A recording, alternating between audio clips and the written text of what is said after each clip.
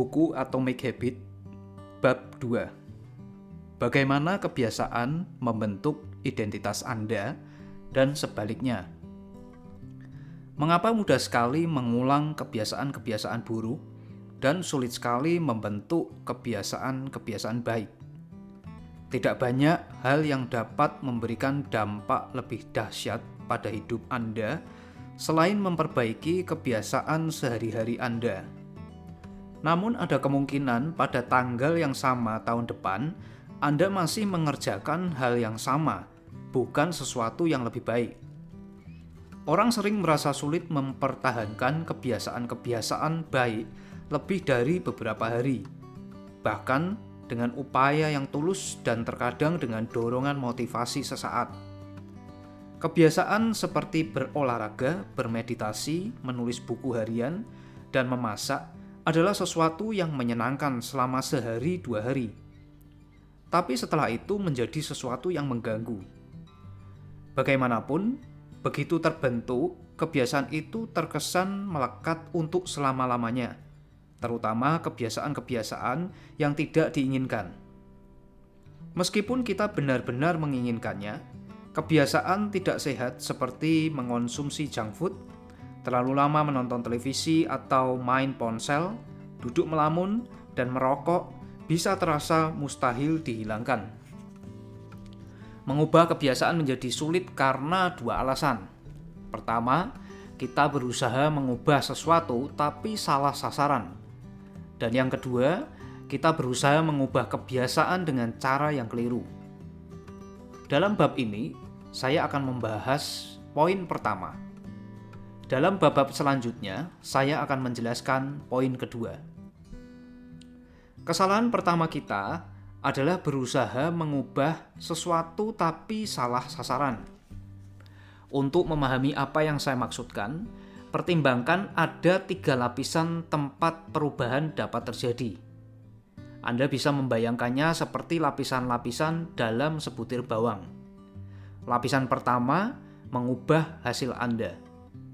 Lapisan ini terkait dengan mengubah hasil, menurunkan berat badan, menerbitkan buku, memenangkan kejuaraan. Kebanyakan sasaran yang Anda tetapkan berhubungan dengan lapisan perubahan ini. Lapisan kedua adalah mengubah proses Anda.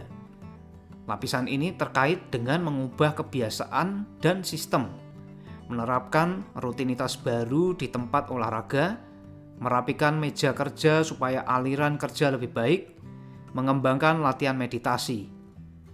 Kebanyakan kebiasaan yang Anda bangun terkait dengan lapisan ini. Lapisan ketiga dan paling dalam adalah mengubah identitas Anda. Lapisan ini terkait dengan mengubah keyakinan, pandangan Anda tentang dunia, citra diri Anda, penilaian Anda terhadap diri sendiri dan orang lain. Sebagian besar keyakinan, asumsi, dan kecenderungan yang Anda pegang terkait dengan lapisan ini. Hasil adalah hal-hal yang Anda dapatkan. Proses terkait dengan apa yang Anda lakukan. Identitas terkait dengan apa yang Anda yakini. Dalam hal membangun kebiasaan-kebiasaan yang tahan lama, membangun sistem perbaikan 1%, masalahnya bukan bahwa lapisan 1 lebih baik atau lebih buruk daripada lapisan yang lain. Semua tingkat perubahan berguna dengan caranya sendiri-sendiri. Masalahnya ada pada arah perubahan. Banyak orang memulai proses pengubahan kebiasaan dengan berfokus pada apa yang ingin mereka raih. Ini mengantar kita ke kebiasaan berbasis hasil. Alternatifnya adalah membangun kebiasaan berbasis identitas. Dengan pendekatan ini, kita mulai dengan berfokus pada kita ingin menjadi sosok seperti apa. Bayangkan 2 orang sedang berusaha berhenti merokok. Ketika ditawari rokok, orang pertama menjawab, "Tidak, terima kasih. Saya berusaha berhenti."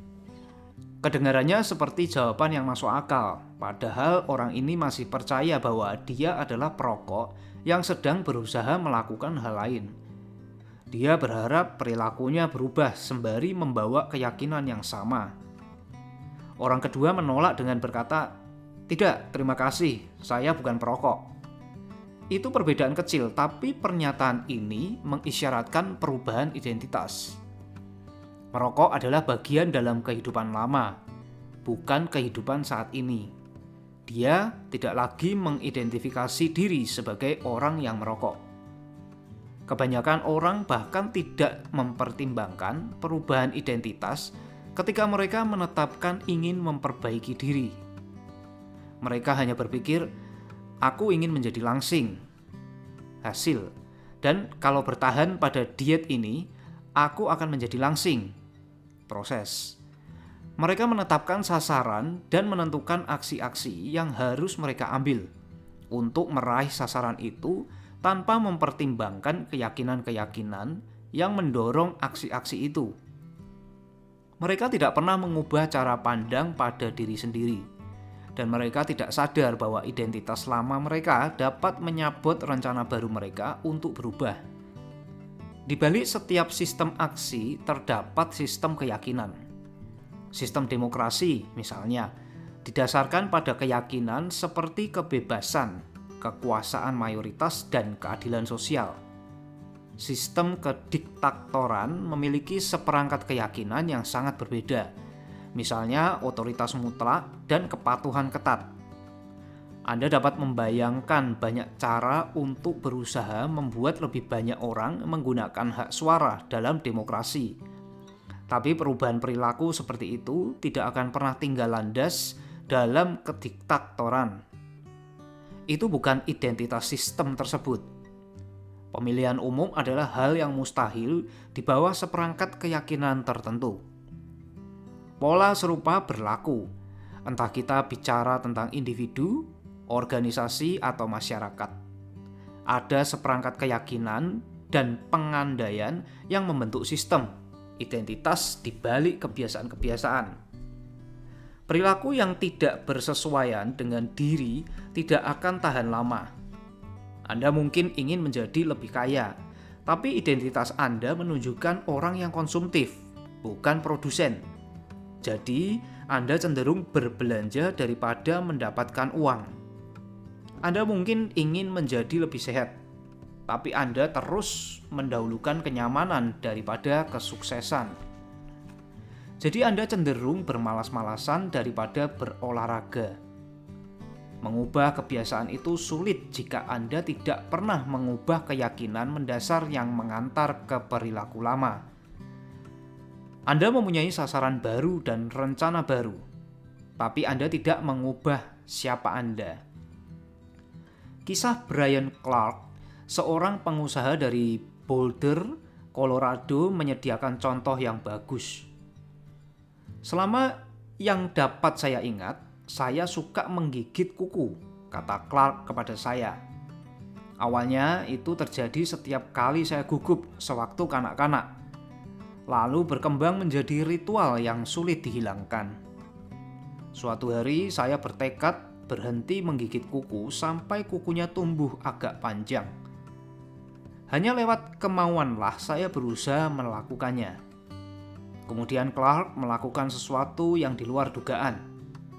"Untuk pertama kalinya saya minta istri saya menjadwalkan perawatan kuku untuk saya," katanya. "Dalam pikiran saya, kalau saya harus membayar untuk merawat kuku, saya tidak akan menggigit kuku lagi." Ternyata berhasil, tapi bukan karena alasan keuangan. Perawatan kuku membuat jemari saya menjadi lebih rapi untuk pertama kali. Perawat kuku bahkan berkata bahwa setelah tidak digigiti, saya mempunyai kuku yang sangat sehat dan menarik. Tiba-tiba, saya bangga atas kuku saya. Dan meskipun tidak pernah mengharapkannya, ternyata hal itulah yang mengubah saya. Saya tidak pernah menggigit kuku lagi, sama sekali. Dan itu karena sekarang saya bangga merawat kuku dengan benar. Bentuk akhir motivasi yang muncul secara alami adalah ketika kebiasaan menjadi bagian dari identitas Anda. Di satu pihak, kita mengatakan, "Saya tipe orang yang menginginkan ini." Ini sangat berbeda dengan mengatakan, "Saya tipe orang seperti ini." Makin bangga Anda terhadap aspek tertentu dalam identitas Anda, makin termotivasilah Anda untuk mempertahankan kebiasaan-kebiasaan yang terkait dengannya. Bila bangga dengan tampilan rambut Anda akan mengembangkan berbagai kebiasaan untuk merawat dan menjaganya. Bila bangga dengan ukuran otot lengan Anda akan berusaha tidak melewatkan olahraga yang melatih bagian atas tubuh. Bila bangga dengan selendang yang Anda rajut, Anda akan lebih rajin meluangkan waktu untuk merajut tiap minggu. Ketika kebanggaan Anda ikut berperan, Anda akan berjuang mati-matian untuk mempertahankan kebiasaan Anda. Perubahan perilaku adalah perubahan identitas. Anda mungkin memulai sesuatu kebiasaan karena motivasi. Tapi satu-satunya alasan Anda mempertahankannya adalah karena itu bagian dari identitas Anda. Perubahan perilaku yang sejati adalah perubahan identitas. Anda mungkin memulai suatu kebiasaan karena motivasi, tapi satu-satunya penyebab yang membuat Anda bertahan adalah karena kebiasaan itu merupakan bagian dari identitas Anda. Seseorang dapat membujuk dirinya untuk berolahraga atau menyantap makanan sehat sekali atau 2 kali. Tapi jika orang itu tidak mengubah keyakinan di balik perilaku tersebut, sulit untuk mempertahankannya dalam jangka panjang. Perbaikan hanya sementara, kecuali menjadi bagian dari siapa diri Anda. Sasaran Anda bukan membaca sebuah buku. Sasaran Anda adalah menjadi pembaca. Sasaran Anda bukan berlari dalam suatu lomba maraton. Sasaran Anda adalah menjadi pelari. Sasaran Anda bukan belajar menguasai sebuah instrumen. Sasaran Anda adalah menjadi pemusik. Perilaku Anda biasanya mencerminkan identitas Anda. Hal yang Anda kerjakan menunjukkan tipe pribadi yang Anda yakini adalah diri Anda, entah disadari atau tidak. Penelitian menunjukkan bahwa begitu orang meyakini aspek tertentu dalam identitas mereka lebih mungkin bertindak selaras dengan keyakinan itu. Sebagai contoh, orang yang mengidentifikasi diri sebagai pengguna hak pilih lebih mungkin ikut memilih daripada mereka yang semata mengaku akan memilih. Begitu pula orang yang memasukkan olahraga ke identitas mereka tidak harus membujuk diri untuk berlatih. Melakukan sesuatu yang benar itu mudah. Lagi pula, ketika perilaku dan identitas Anda benar-benar selaras, Anda tidak lagi harus berusaha mengubah perilaku. Anda sekedar bertindak seperti tipe orang yang Anda yakini sebagai diri Anda sendiri. Seperti semua aspek dalam pembentukan kebiasaan, ini pun pedang bermata dua. Ketika sedang bekerja untuk Anda, perubahan identitas dapat menjadi kekuatan yang dahsyat untuk perbaikan diri. Kendati demikian, ketika sedang bekerja melawan Anda, perubahan identitas dapat menjadi kutukan. Begitu Anda mengambil suatu identitas, hal itu dapat dengan mudah membuat sikap Anda berdampak pada kemauan Anda berubah. Banyak orang menjalani hidup seperti setengah tidur, menurut begitu saja terhadap norma-norma yang melekat dengan identitas. Saya payah ketika bicara tentang arah. Saya bukan manusia pagi. Saya payah dalam mengingat nama orang. Saya selalu terlambat. Saya payah kalau berurusan dengan teknologi. Saya payah dalam matematika, dan masih banyak lagi. Ketika Anda mengulang cerita kepada diri sendiri selama bertahun-tahun, mudah untuk terjerumus ke dalam ceruk mental ini dan menerimanya sebagai fakta. Pada waktunya, Anda mulai menolak aksi-aksi tertentu karena itu tidak sesuai dengan siapa saya. Ada tekanan internal untuk mempertahankan citra diri Anda dan perilaku dengan cara yang konsisten dengan keyakinan-keyakinan Anda. Anda menemukan segala cara agar tidak berlawanan dengan diri Anda sendiri. Makin dalam suatu pikiran atau aksi terkait dengan identitas Anda, makin sulit mengubahnya. Bisa terasa nyaman ketika mempercayai keyakinan dalam kultur Anda atau identitas kelompok, atau melakukan sesuatu yang mempertahankan citra diri Anda atau identitas pribadi. Bahkan seandainya itu salah. Penghalang terbesar perubahan positif di tataran manapun, individu, tim, atau masyarakat, adalah mengidentifikasi konflik.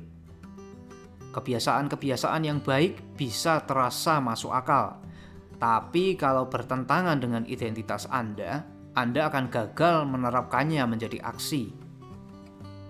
Pada suatu hari, Anda mungkin berjuang melawan kebiasaan-kebiasaan Anda karena Anda terlalu sibuk atau terlalu letih atau ratusan alasan lain. Bagaimanapun, dalam jangka panjang, alasan utama Anda gagal mempertahankan suatu kebiasaan adalah citra diri yang menjadi penghalang. Itu sebabnya Anda tidak dapat terlalu terikat pada satu versi identitas. Kemajuan menuntut pembelajaran ulang. Menjadi versi diri yang paling baik menuntut Anda terus-menerus mengedit keyakinan-keyakinan Anda dan meningkatkan serta memperluas identitas Anda. Ini mengantar kita ke suatu pertanyaan penting. Jika keyakinan dan pandangan Anda tentang dunia memainkan peran yang sangat penting dalam perilaku Anda, dari mana sesungguhnya asalnya? Bagaimana tepatnya identitas Anda terbentuk? Dan bagaimana Anda dapat menekankan aspek-aspek baru identitas Anda yang berguna bagi Anda dan pelan-pelan menghapus bagian-bagian yang menghambat Anda? Proses 2 langkah untuk mengubah identitas. Identitas Anda berasal dari kebiasaan Anda. Anda tidak dilahirkan dengan keyakinan bawaan. Setiap keyakinan, termasuk tentang diri sendiri, dipelajari dan dikondisikan melalui pengalaman. Lebih tepatnya, kebiasaan Anda tergantung pada bagaimana Anda mewujudkan identitas Anda. Ketika merapikan tempat tidur setiap hari, Anda mewujudkan identitas orang yang terorganisasi. Ketika menulis setiap hari, Anda mewujudkan identitas orang yang kreatif. Ketika berolahraga tiap hari, Anda mewujudkan identitas orang yang atletis. Makin sering Anda mengulang suatu perilaku, makin sering Anda memperkuat identitas yang terkait dengan perilaku itu. Dalam kenyataan, kata identitas awalnya diturunkan dari kata Latin essentitas, yang berarti ada, dan identidem, yang berarti berulang. Jadi identitas Anda secara harafiah adalah ada yang diulang. Apapun identitas Anda saat ini, Anda hanya mempercayainya karena Anda memiliki bukti tentangnya. Kalau Anda pergi ke tempat ibadah selama 20 tahun, Anda mempunyai bukti bahwa Anda religius. Jika Anda belajar biologi selama 1 jam setiap malam, Anda mempunyai bukti bahwa Anda rajin. Jika Anda pergi ke tempat olahraga meskipun sedang turun hujan, Anda mempunyai bukti bahwa Anda berkomitmen untuk tetap bugar. Makin banyak bukti bahwa Anda memiliki suatu keyakinan, makin kuat Anda akan meyakininya. Selama sebagian besar masa awal hidup, saya tidak memandang diri sebagai penulis. Jika Anda dulu bertanya kepada salah seorang guru SMA atau dosen saya, mereka akan memberitahu Anda bahwa saya hanya penulis biasa, tanpa kelebihan khusus. Ketika memulai karir menulis, saya menerbitkan artikel baru setiap Senin dan Kamis selama beberapa tahun pertama. Ketika bukti bertambah, begitu pula identitas saya sebagai penulis. Saya tidak mulai berkarya sebagai penulis. Saya menjadi penulis karena kebiasaan saya. Tentu saja, kebiasaan Anda bukan satu-satunya aksi yang mempengaruhi identitas Anda. Tapi karena sering kebiasaan itu biasanya menjadi yang paling penting. Tiap pengalaman dalam hidup mengubah citra diri Anda. Tapi mustahil Anda memandang diri sebagai pesepak bola karena Anda pernah satu kali menendang bola. Atau memandang diri sebagai seniman karena membuat coretan-coretan yang mirip gambar. Namun ketika Anda mengulangi aksi-aksi ini, bukti menjadi terakumulasi dan citra diri Anda mulai berubah. Pengaruh pengalaman yang hanya satu kali cenderung memudar sejalan dengan waktu. Sementara pengaruh kebiasaan semakin kuat, yang berarti kebiasaan berperan paling banyak sebagai bukti membentuk identitas. Dengan cara ini, proses membangun kebiasaan sesungguhnya sama dengan proses menjadi diri sendiri. Ini evolusi yang bertahap. Kita tidak berubah dalam sekejap mata dan langsung menjadi orang yang sama sekali baru. Kita berubah sedikit demi sedikit, hari demi hari, kebiasaan demi kebiasaan. Kita terus-menerus mengalami evolusi mikro diri. Tiap kebiasaan berfungsi seperti saran. Hei, mungkin inilah saya. Bila Anda menyelesaikan satu buku, barangkali Anda tipe orang yang suka membaca. Bila Anda pergi ke sasana kebugaran, barangkali Anda tipe orang yang gemar berolahraga. Jika Anda berlatih bermain gitar, barangkali Anda tipe orang yang menyukai musik. Setiap aksi yang Anda ambil sama seperti suara pendukung untuk tipe orang yang menjadi cita-cita Anda. Tidak ada peristiwa tunggal yang akan mengubah keyakinan Anda. Tapi ketika dukungan terbangun, begitu pula bukti untuk identitas baru Anda. Ini satu alasan, perubahan yang bermakna tidak memerlukan perubahan yang radikal. Kebiasaan-kebiasaan kecil dapat membuat perbedaan yang bermakna dengan menyediakan bukti untuk identitas baru. Dan bila suatu perubahan bermakna, perubahan itu sungguh besar. Itulah paradoks dalam membuat perbaikan-perbaikan kecil. Kalau kita rangkum, Anda dapat melihat bahwa kebiasaan adalah jalur untuk mengubah identitas Anda. Cara paling praktis untuk mengubah siapa Anda adalah mengubah apa yang Anda lakukan. Tiap kali Anda berlatih bermain biola, Anda seorang pemusik. Tiap kali Anda mulai berolahraga, Anda seorang atlet. Tiap kali Anda menyemangati karyawan Anda seorang pemimpin. Tiap kebiasaan tidak hanya mendatangkan hasil, tapi juga mengajarkan kepada Anda sesuatu yang jauh lebih penting, yaitu percaya pada diri sendiri. Anda mulai percaya Anda sungguh dapat meraih hal-hal ini. Ketika suara yang mendukung bertambah banyak dan bukti mulai berubah, kisah yang Anda ceritakan sendiri juga mulai berubah. Tentu saja, cara ini juga bekerja ke arah yang berlawanan. Setiap kali Anda memilih menjalankan kebiasaan buruk, itu suara yang mendukung untuk identitas itu. Kabar baiknya adalah Anda tidak harus menjadi sempurna. Dalam setiap pemilihan, selalu ada suara mendukung untuk kedua pihak. Anda tidak memerlukan suara mendukung yang bulat untuk memenangi pemilihan umum. Anda hanya memerlukan mayoritas. Tidak penting ketika ada beberapa suara yang mendukung perilaku buruk atau kebiasaan yang tidak produktif.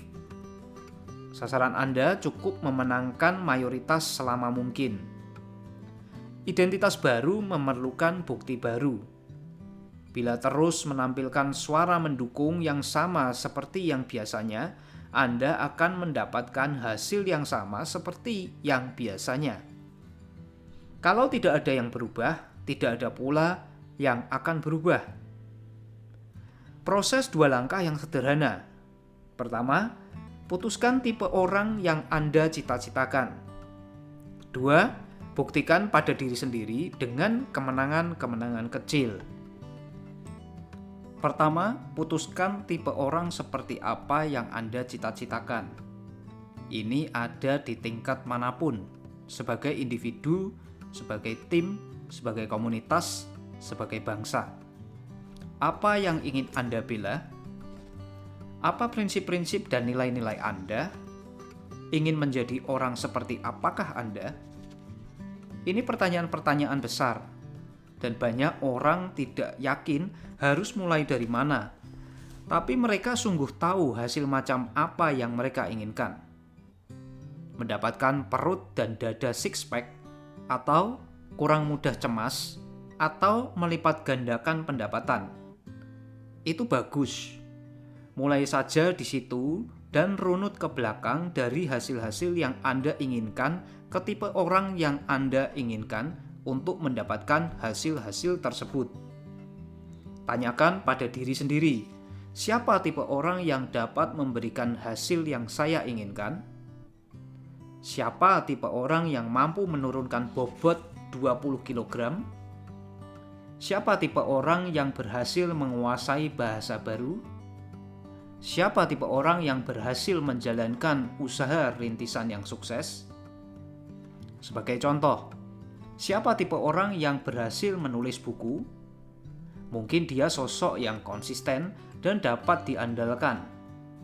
Sekarang, fokus Anda beralih dari menulis buku berbasis hasil menjadi tipe orang yang konsisten dan andal berbasis identitas. Proses ini dapat mengantar ke keyakinan-keyakinan seperti aku tipe guru yang membela kepentingan murid. Aku tipe dokter yang menyediakan waktu dan empati yang dibutuhkan pasien. Aku tipe manajer yang memajukan bawahan. Begitu berhasil memegang tipe orang yang ingin Anda capai, Anda bisa mulai mengambil langkah-langkah kecil untuk memperkuat identitas yang dikehendaki. Saya punya teman yang berhasil menurunkan berat lebih dari 50 kg dengan bertanya pada diri sendiri. Apa yang akan dilakukan oleh orang yang sehat? Sepanjang hari, ia menggunakan pertanyaan ini sebagai panduan. Apa yang dilakukan orang yang sehat? Berjalan atau naik taksi? Apa yang akan dipesan oleh orang sehat? Burrito atau salad? Teman saya membayangkan bahwa seandainya ia berperilaku seperti orang sehat dalam jangka waktu yang cukup lama, akhirnya ia akan menjadi orang itu. Ia benar. Konsep kebiasaan berbasis identitas merupakan pengantar pertama kita ke tema pokok lain dalam buku ini. Lingkaran umpan balik atau feedback loop. Kebiasaan Anda membentuk identitas Anda, dan identitas Anda membentuk kebiasaan-kebiasaan Anda. Kita berada di jalan dua arah. Pembentukan semua kebiasaan adalah lingkaran umpan balik, konsep yang akan kita gali lebih dalam di bab mendatang. Tapi yang penting adalah membiarkan nilai-nilai, prinsip-prinsip, dan identitas Anda menggerakkan lingkaran itu, bukan hasil-hasil Anda. Yang harus selalu difokuskan adalah menjadi tipe orang, bukan hasilnya sendiri. Alasan sesungguhnya mengapa kebiasaan itu penting. Perubahan identitas adalah kiblat untuk perubahan kebiasaan. Bagian lain buku ini akan memberikan Anda petunjuk selangkah demi selangkah tentang cara membangun kebiasaan yang lebih baik dalam diri sendiri, keluarga, tim, perusahaan, dan dimanapun yang Anda inginkan. Namun, pertanyaan yang sejati adalah, apakah Anda menjadi tipe orang yang Anda cita-citakan? Langkah pertama bukan apa atau bagaimana, melainkan siapa. Anda perlu tahu ingin menjadi seperti siapakah Anda. Kalau tidak begitu, upaya Anda mencari perubahan akan seperti kapal tanpa kemudi. Dan itu sebabnya kita mulai di sini. Anda memiliki kekuasaan untuk mengubah keyakinan terhadap diri sendiri. Identitas Anda tidak terpahat pada batu. Setiap saat Anda mempunyai pilihan. Anda dapat memilih identitas yang ingin Anda perkuat setiap hari dengan kebiasaan yang Anda pilih hari ini. Dan ini mengantar kita ke tujuan lebih mendalam buku ini, serta alasan sesungguhnya mengapa kebiasaan itu penting. Membangun kebiasaan yang lebih baik tidak sama dengan mengotori hari Anda dengan kegiatan-kegiatan remeh. Tidak sama dengan membersihkan gigi tiap malam atau mandi air dingin tiap pagi, atau mengenakan baju yang sama setiap hari. Tidak sama dengan membuat upaya-upaya eksternal yang sukses seperti mencari lebih banyak uang, menurunkan berat badan, atau mengurangi stres. Kebiasaan dapat memudahkan Anda meraih semua hal itu. Tapi pada dasarnya itu tidak terkait dengan mempunyai sesuatu. Kebiasaan terkait dengan menjadi seseorang. Akhirnya, kebiasaan Anda penting karena memudahkan Anda menjadi tipe orang yang Anda inginkan. Kebiasaan menjadi saluran yang memungkinkan Anda mengembangkan keyakinan terdalam tentang diri sendiri. Secara harfiah, Anda menjadi kebiasaan Anda. Ringkasan bab. Ada 3 tingkat perubahan. Perubahan hasil, perubahan proses, dan perubahan identitas. Cara paling efektif untuk mengubah kebiasaan Anda adalah berfokus bukan pada apa yang ingin Anda capai, melainkan tipe orang yang Anda inginkan. Identitas Anda muncul dari kebiasaan-kebiasaan Anda. Setiap aksi sama seperti suara dukungan untuk tipe orang yang Anda inginkan. Menjadi versi terbaik diri Anda menuntut Anda terus-menerus mengedit keyakinan-keyakinan Anda dan meningkatkan serta memperluas identitas Anda. Alasan utama kebiasaan itu penting bukan karena memberi Anda hasil-hasil yang lebih baik, meskipun bisa, tetapi karena kebiasaan dapat mengubah keyakinan tentang diri sendiri.